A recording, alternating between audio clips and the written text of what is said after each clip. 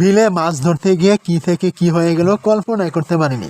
আজকে সকাল সকাল আপনাদের একটি বিষয় দেখাবো যে মানুষের মন মানসিকতা কত বাজে হয়ে থাকে।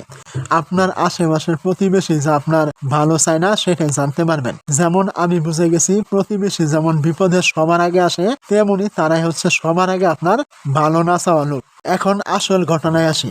বিগত কয়েকদিন আগে বাজার থেকে মাছ ধরার জন্য 3টা বাইর কিনে আনি। তো এই যে জিনিসগুলো দেখতে পাচ্ছেন, এগুলোকে আমাদের আঞ্চলিক ভাষায় মাছ ধরা বাইর বলে ডাকে। তো পরের দিন সন্ধ্যাবেলায় বাইরগুলো বিলে পাততে যায় মাছ ধরার জন্য।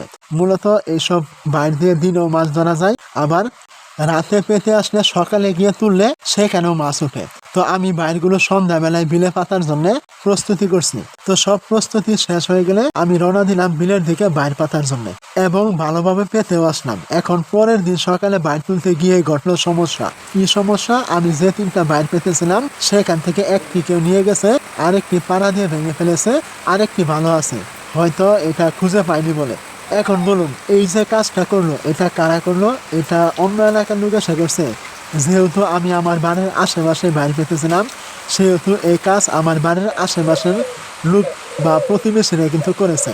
তো যাই হোক, বিষয়টি আমার খুব খারাপ লেগেছে, কারণ এই বাইরগুলো আমি খুব শখ করে কিনেছিলাম এবং এগুলো আমার শখের জিনিস বলতে পারেন। ছোটবেলায় এসব দিয়ে অনেক মাছ ধরেছি।